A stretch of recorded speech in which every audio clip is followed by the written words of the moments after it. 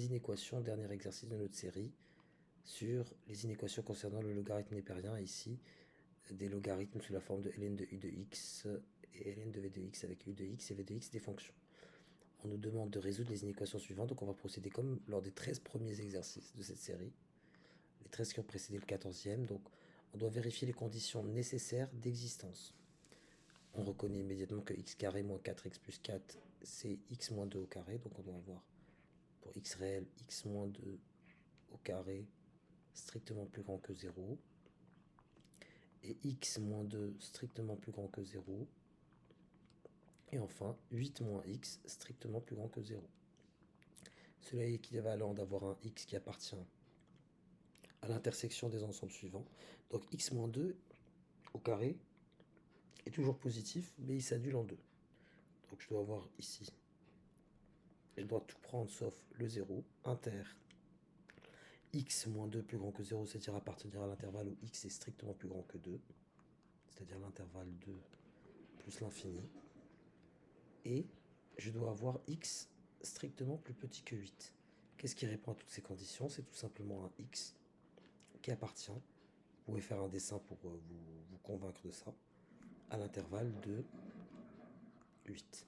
Je dois être plus petit que 8, mais plus grand que 2. Et surtout être différent de 0.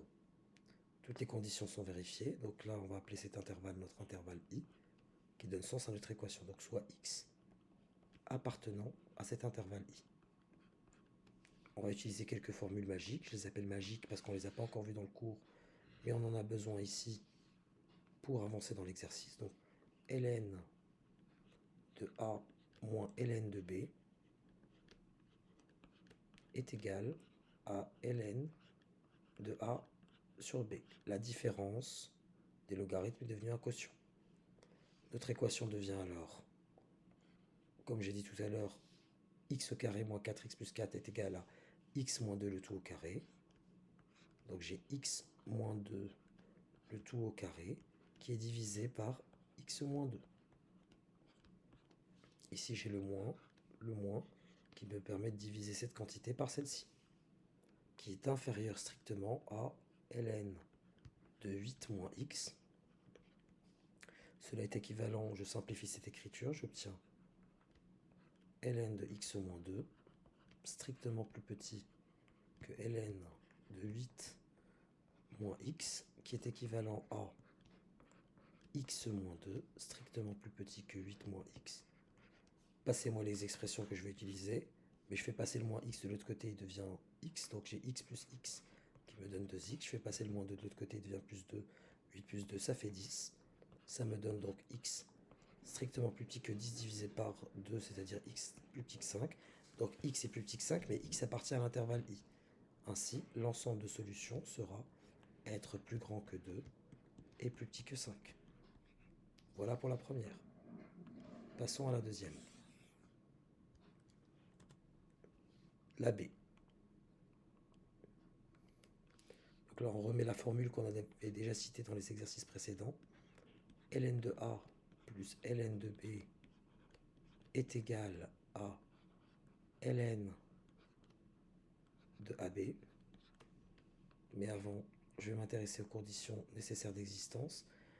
Pour la B, je dois avoir 2x plus 4 strictement plus grand que 0 et 1 moins x strictement plus grand que 0 et enfin moins x strictement plus grand que 0. Autrement dit, je dois avoir x qui est supérieur à moins 4 sur 2, c'est-à-dire à moins 2, et x qui est plus petit que 1, et x qui est plus petit que 0.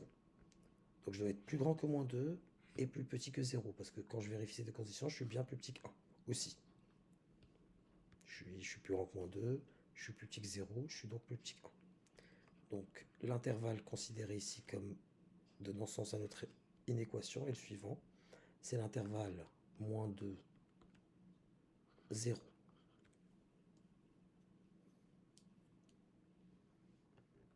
Nous le noterons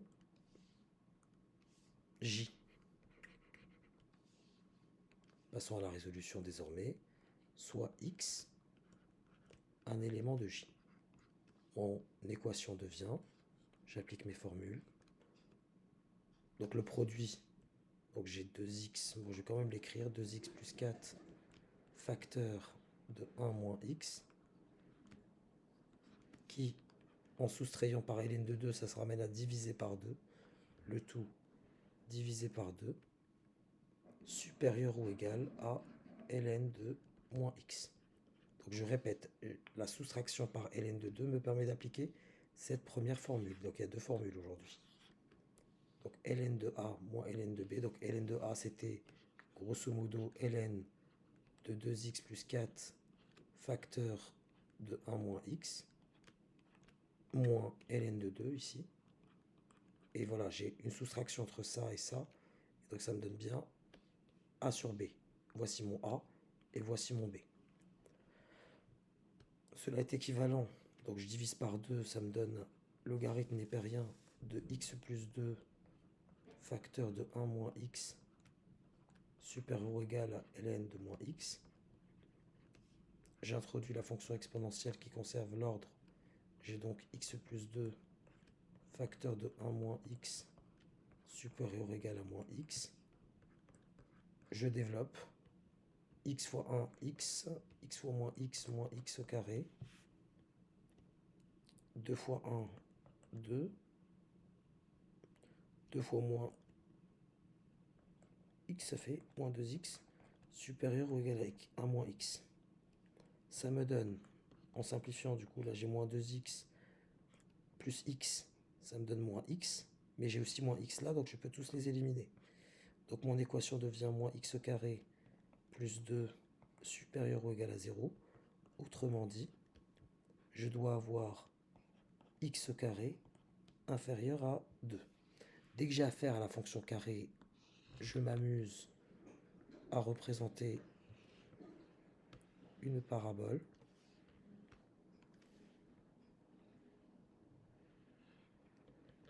Et là, je cherche les réels pour lesquels je suis inférieur à 2. Donc là, j'ai moins racine de 2 comme racine déjà.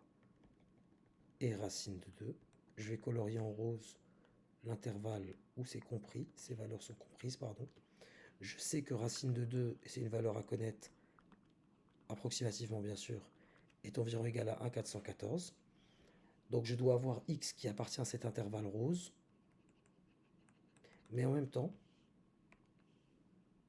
et surtout, x appartient à j. Donc j, c'est l'intervalle moins 2, 0. Donc, puisque racine de 2 est égale à 1,414, le 2, il est là. Mon moins 2, pardon, il est là. Donc j'avais cet intervalle comme condition d'existence, le 0 étant exclu. Et je trouve comme solution s égale racine de 2 que j'ai le droit de moins racine de 2 que j'ai le droit de prendre jusqu'à 0 exclu.